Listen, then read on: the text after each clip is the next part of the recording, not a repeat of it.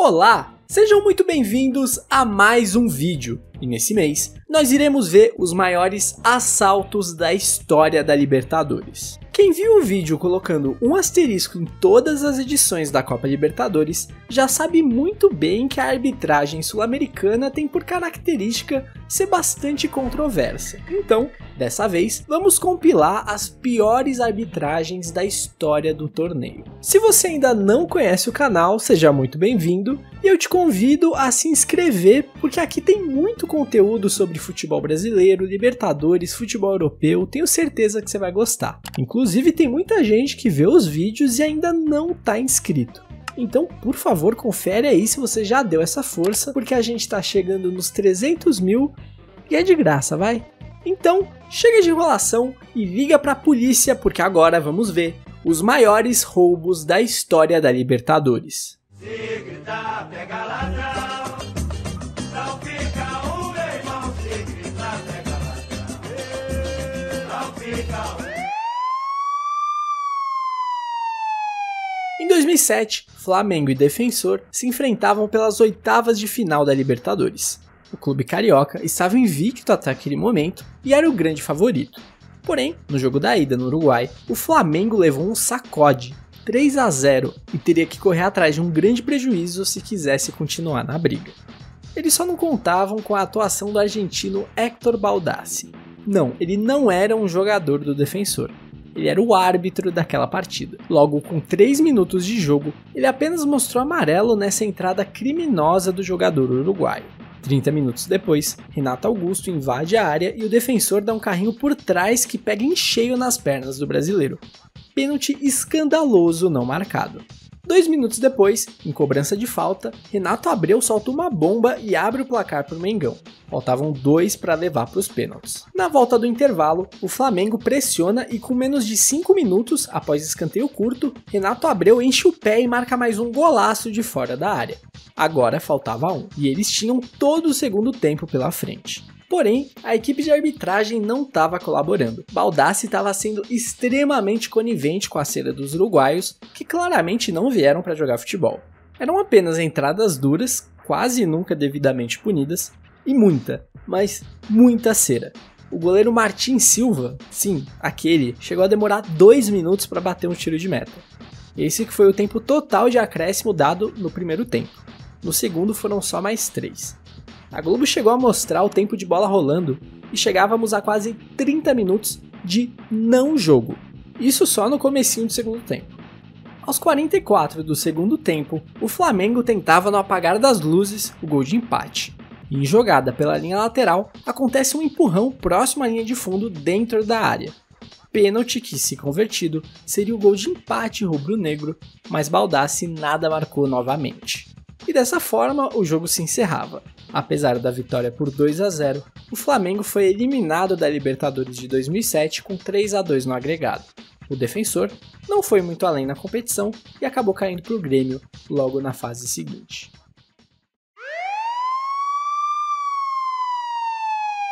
Boca Juniors e Cruzeiro chegavam à decisão da Copa Libertadores de 1977. O Cabuloso era o atual campeão e buscava seu bicampeonato. O Boca tentava sua primeira conquista. Após cada um vencer sob seus domínios pelo placar magro, haveria uma partida de desempate em campo neutro. Jogo esse que não saiu do 0-0, sendo então a primeira final de Libertadores a ser decidida nos pênaltis. Na primeira cobrança argentina, o árbitro venezuelano Vicente Lobregá mandou voltar porque o goleiro do Cruzeiro se adiantou.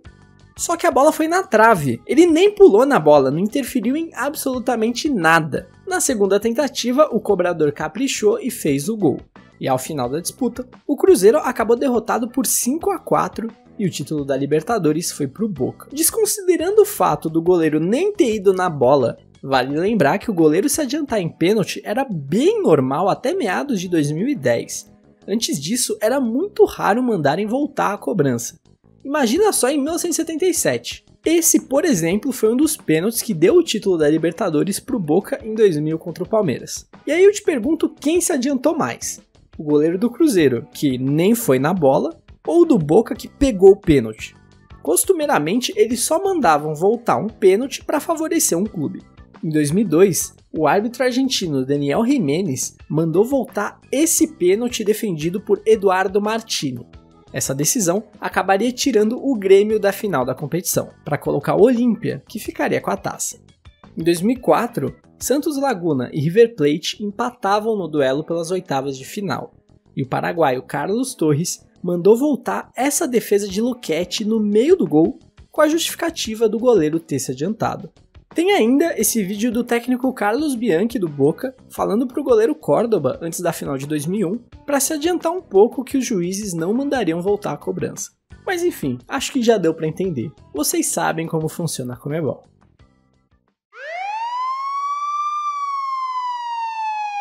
Em 2001, Boca Juniors e Cruz Azul decidiam a final da Libertadores. Era a primeira vez que uma equipe mexicana chegava à decisão. Eles passaram a participar do torneio anos antes, em 1998. O jogo de ida no México era apitado pelo brasileiro Márcio Rezende de Freitas. E logo com 3 minutos de partida, após um impedimento bem bizarro do ataque mexicano, o juiz se dirige até o delegado da partida e pede para que todos os telões do Estádio Azteca fossem desligados, para não mostrar os replays dos lances da partida. E isso foi feito. O que se viu em seguida foram diversos impedimentos em ataques do Cruz Azul. Dos 7 naquela partida, 6 estavam equivocados. 6. Os mexicanos ainda reclamam de 2 pênaltis não marcados pelo brasileiro. O primeiro sendo um empurrão aos 23 minutos do segundo tempo e 5 minutos depois, o segundo. Um pênalti claro onde o jogador do Boca dá um carrinho que só pega o corpo do adversário. Para piorar a situação, aos 34 minutos, o Boca cobra uma falta com a bola rolando, que dá origem ao único gol marcado naquele jogo, 1-0 para os argentinos. Apesar da dificuldade de ter que buscar o resultado em La Bombonera, o Cruz Azul contra tudo e contra todos consegue igualar o agregado, levando a decisão para os pênaltis, onde acabou derrotado, nessa que foi o mais próximo que um time mexicano chegou de conquistar a América.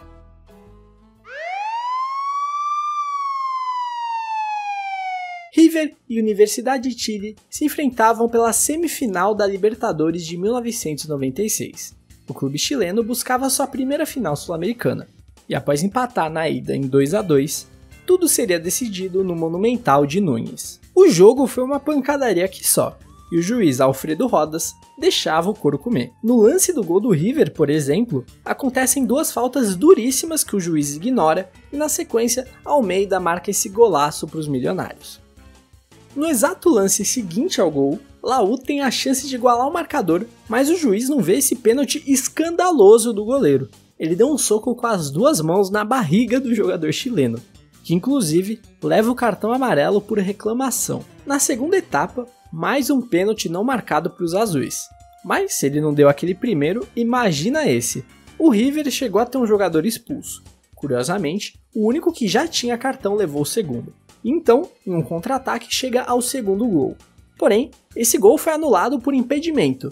Mas adivinha só, não estava impedido. Isso mostra que essa foi realmente uma das piores arbitragens da história do torneio. Nem foi na maldade para desfavorecer um time, foi só ruim mesmo. A equipe de arbitragem conseguiu errar absolutamente tudo no jogo. O River avançou à final contra o América de Cali. E reza a lenda que um dos irmãos Orejuela, os traficantes donos do clube colombiano, foi se encontrar com o árbitro no vestiário dessa partida, na tentativa de comprar a final em favor de seu clube. Porém, ao oferecer o acordo, recebeu um não com a justificativa de que a final já tinha sido comprada. Bom, e o River realmente foi campeão. Não existe absolutamente nenhuma prova de que isso realmente aconteceu, mas coisas desse tipo realmente eram comuns na Libertadores dessa época. Tem um vídeo aqui no canal que conta detalhadamente sobre a relação do narcotráfico com o futebol latino. Se tiverem interesse, o link está no card aí em cima.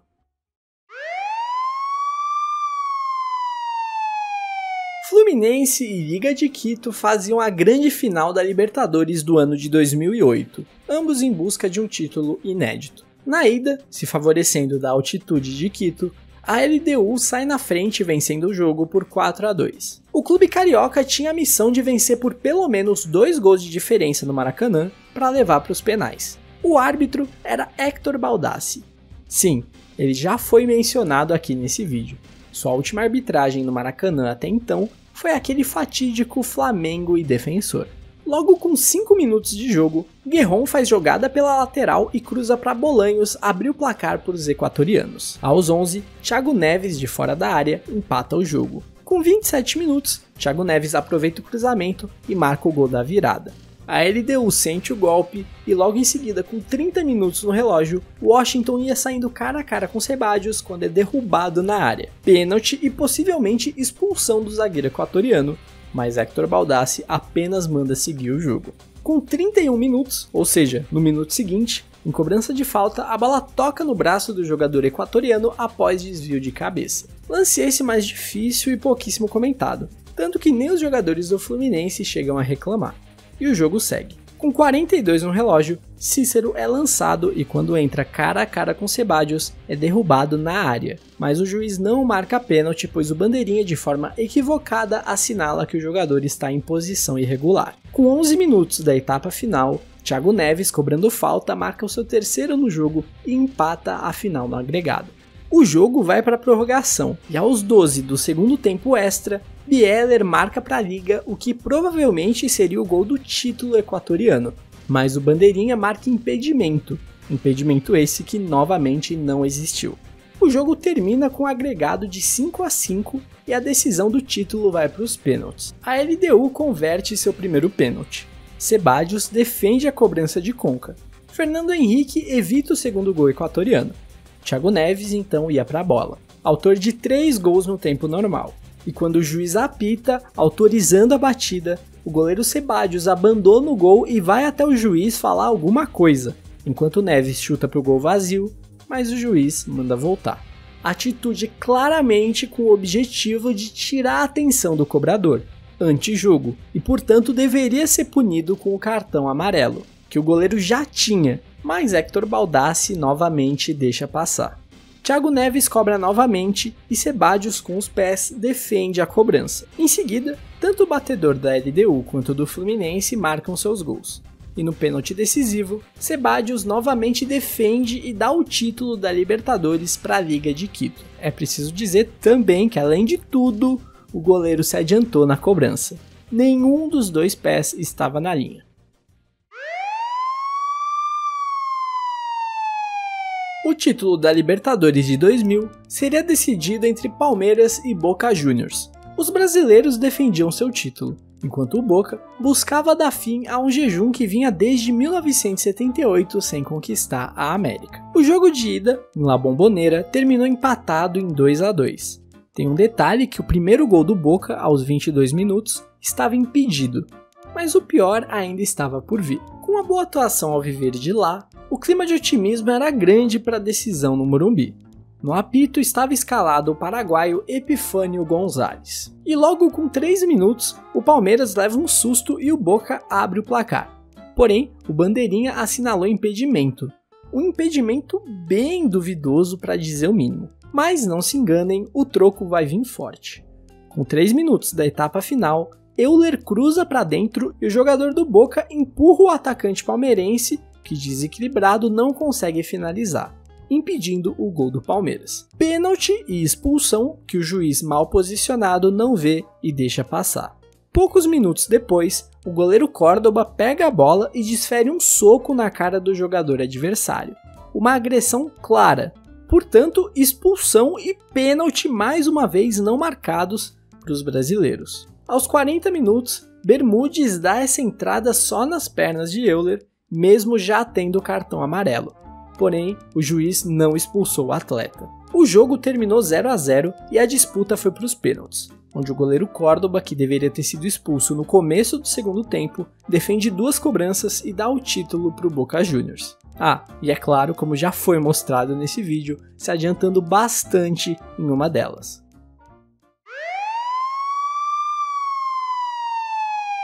Não, isso não é um erro de edição. Realmente temos outro Boca e Palmeiras nessa lista. O ano dessa vez é 2001. Um ano depois, portanto. Agora a fase é a semifinal. Se você está prestando atenção, você sabe que a final entre Boca e Cruz Azul já apareceu por aqui também. Então vamos ver o que nos traz novamente a essa edição. Dessa vez, o assalto aconteceu na partida de ida, em La Bombonera, com o árbitro paraguaio Ubaldo Aquino. O Palmeiras abre o placar com Alex, mas aos 41 minutos, Ubaldo Aquino entra em ação e marca esse pênalti aí pro Boca. Provavelmente o pênalti mais sem nexo marcado nesse vídeo todo. Schelotto não desperdiça e empata o jogo. Na segunda etapa, o Palmeiras volta a ficar na frente do marcador, mas 1 minuto depois sofre o empate. Então surge a grande oportunidade do Palmeiras tomar as rédeas novamente quando Fernando é levantado dentro da área pelo goleiro Córdoba. Porém, o juiz não só não deu esse pênalti claríssimo, como ainda amarelou o volante do Palestra, que seria expulso posteriormente. Mas que coisa absurda este tal de Ubaldo Aquino. Anota o nome dessa fera, Ubaldo Aquino. Então, Galvão, esse tal Ubaldo Aquino se tornou diretor de árbitros da Federação Paraguaia e, segundo Celso Roth, técnico do Palmeiras na ocasião, ao encontrar com ele no estacionamento da La Bombonera, o juiz disse que o resultado foi bom para todo mundo e que eles não iriam sair vivos dali se o Palmeiras tivesse vencido.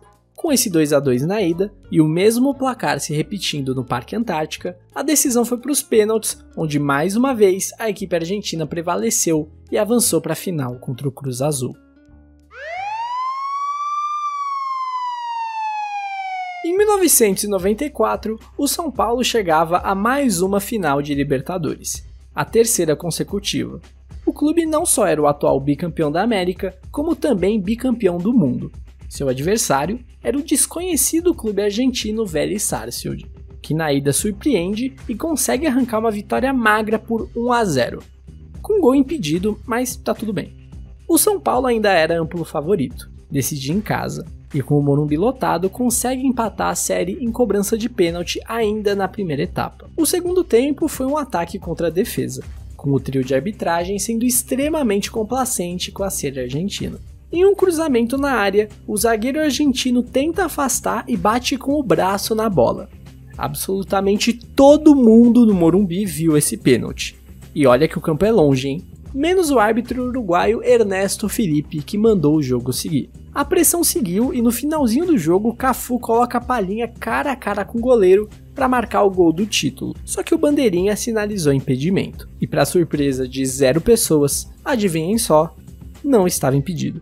Nem perto disso. Depois desse show de Ernesto Felipe e sua equipe de arbitragem, o jogo foi encerrado e a decisão foi para os pênaltis, onde brilhou a estrela de Chilaver para garantir o primeiro e único título de Libertadores ao Vélez Sarsfield. Em 2020, veio à tona a declaração do capitão do Vélez na oportunidade, dizendo que no intervalo do jogo, o presidente do clube argentino foi até o vestiário do árbitro, arrebentou a porta e o ameaçou, dizendo que nunca viu um uruguaio tão cagão como ele.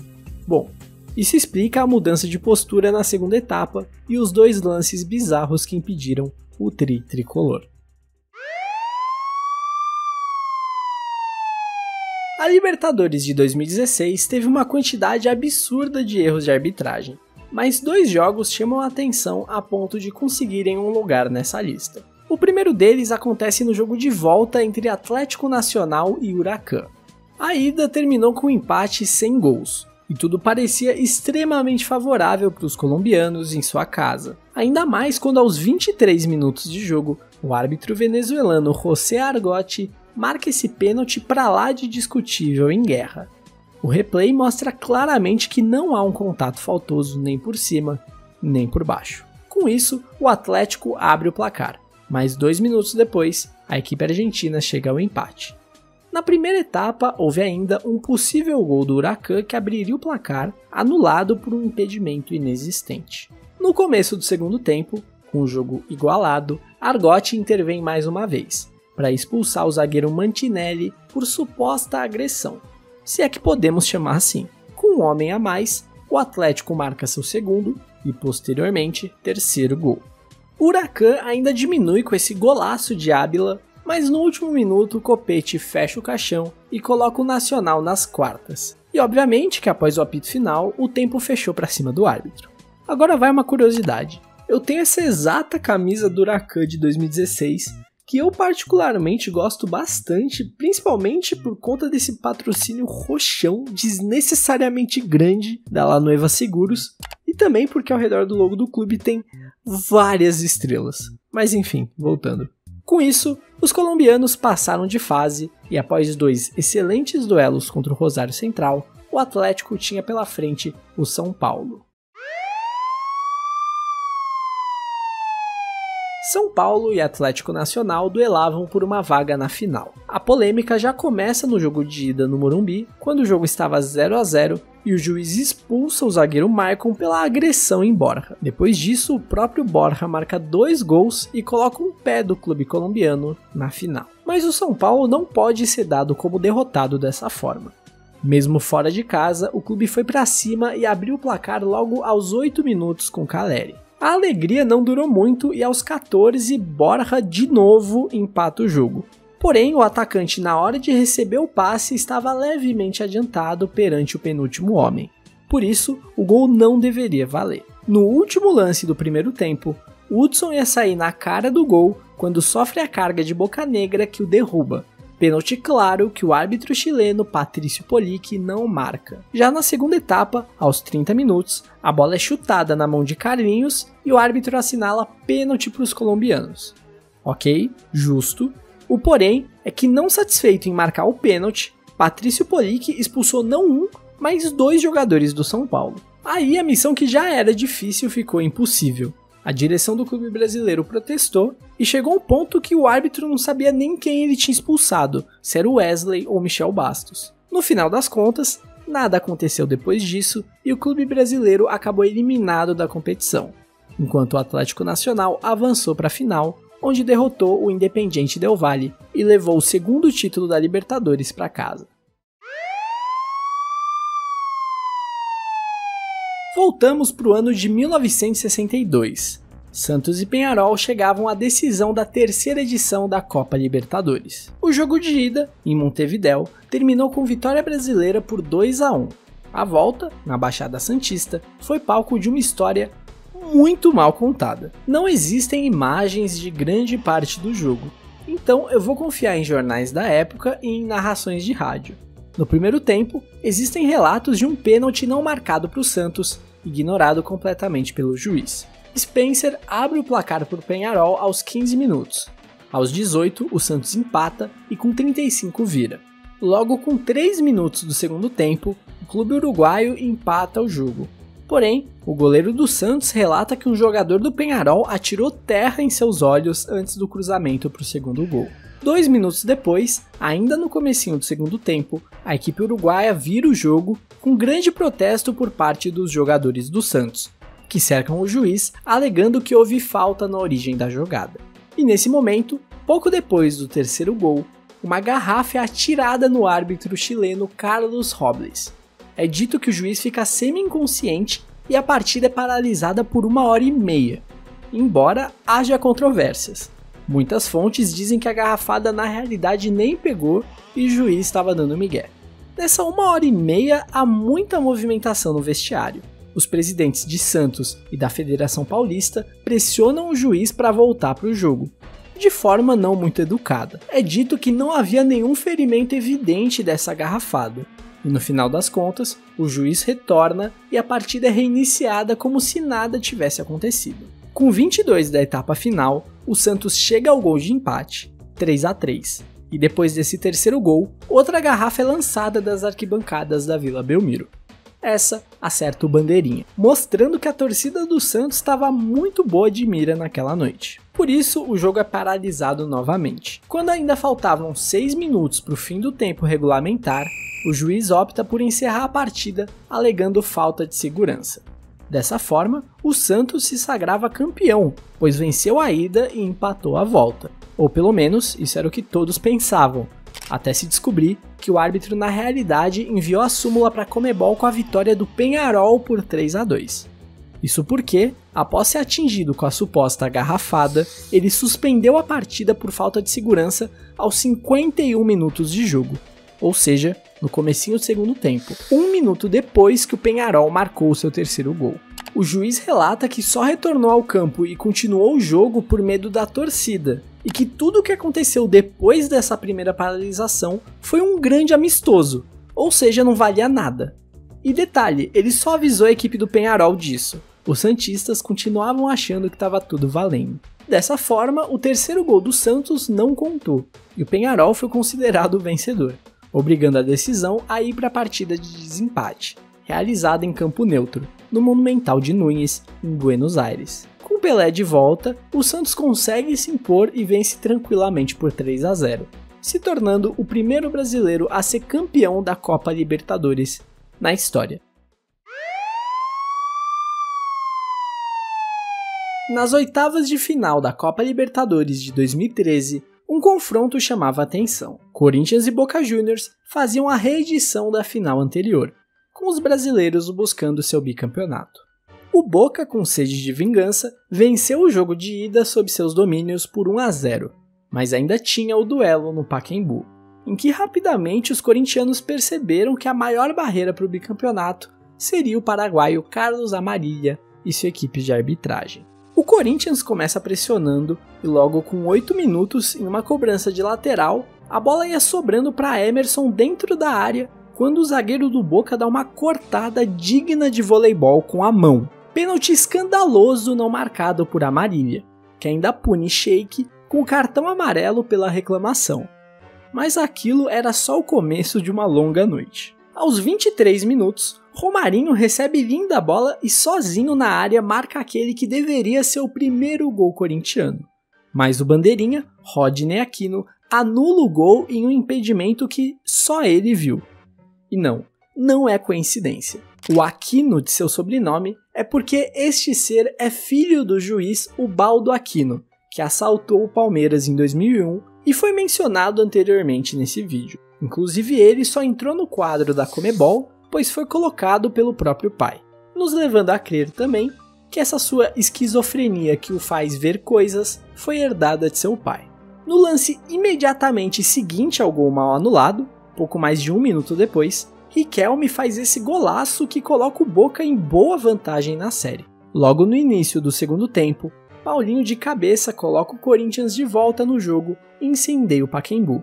Pouco menos de 10 minutos depois, a bola é alçada na área e acaba sobrando para Paulinho, que empurra para o gol após falha de Orion. Porém, Amarilla mais uma vez anula o gol.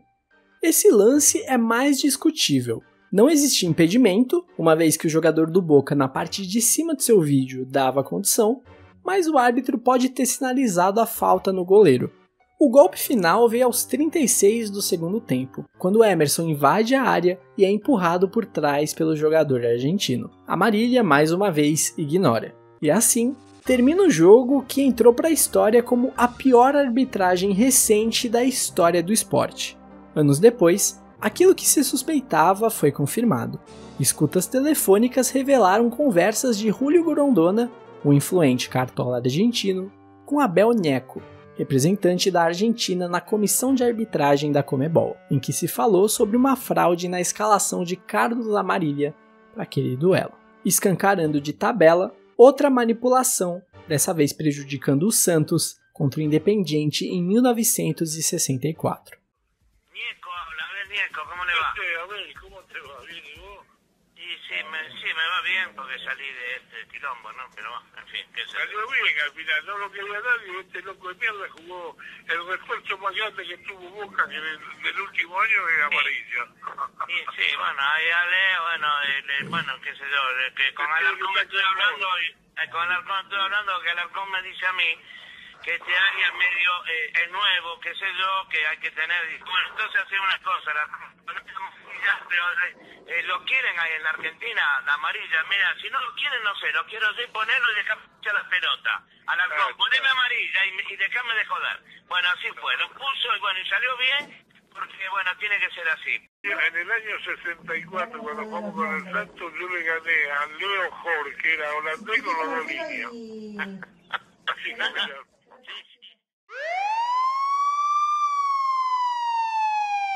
Pelo grupo 3 da Libertadores de 1981, Atlético Mineiro, Flamengo, Cerro Porteño e Olímpia batalhavam por uma vaga nas semifinais. Porém, apenas um avançava. Flamengo e Atlético tinham 2 timaços e lideravam a chave. Seus 2 duelos acabaram empatados em 2-2. Com isso, os brasileiros, ao término das 6 rodadas, tinham os mesmos 8 pontos conquistados. Apesar do Flamengo levar a melhor no saldo de gols, o critério que determinaria quem seria o clube que passaria de fase seria um jogo extra. Houve um grande impasse já na escolha do estádio. No final das contas, se decidiu que a partida teria palco no Serra Dourada, em Goiânia, dito pela imprensa da época como o estádio que a equipe do Flamengo preferia. Os atleticanos também reclamaram da escolha do árbitro, José Roberto Wright, por ser carioca. Com esse clima, a partida se iniciava, nesse gramado cortado em um desenho um tanto exótico. Aos 33 minutos, Reinaldo, estrela do Atlético, dá um carrinho por trás em Zico, atrás do meio do campo. Wright inicia seu show e distribui o primeiro cartão vermelho ao time do Atlético. Apesar da controversa expulsão e da enquadrada dos jogadores do Galo, o jogo segue. Pouco tempo depois, o jogador do Atlético sofre uma falta no meio-campo. Éder conduzia a bola até o local da cobrança, quando Wright põe o pé na frente, tromba com o atleticano e em seguida o expulsa. Daí virou bagunça. Os dirigentes do Galo invadem o campo e tentam partir para cima do juiz. Eram 35 minutos de jogo e a direção do Atlético começa a tirar o time de campo. Enquanto o tumulto era controlado pela polícia goiana, Chicão se dirige ao árbitro com ofensas e também é expulso. Não percam a conta, esse é o terceiro. Logo em seguida, Palhinha tem o mesmo rumo. Quarta expulsão, portanto. O Atlético recebe a informação de que sofreria duras sanções caso abandonasse a partida. Possivelmente nunca mais iria jogar uma Libertadores. Por isso, alguns jogadores atleticanos que já tinham descido para o vestiário retornam. Foram-se 20 minutos de paralisação e a polícia finalmente consegue limpar o gramado.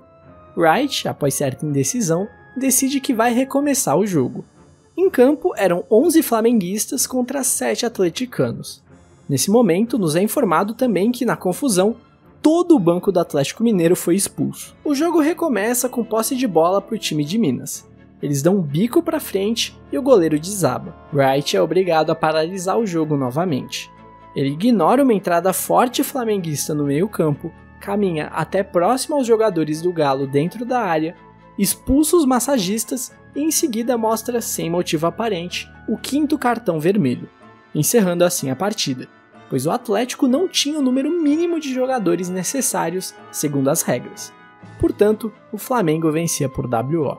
Dessa forma, a equipe carioca avançou para as semifinais, onde novamente liderou seu grupo, para na final derrotar o chileno Cobreloa e se tornar campeão da Copa Libertadores. Vale a curiosidade que não é a primeira vez que José Roberto Wright dá uma dessas em um jogo de Libertadores.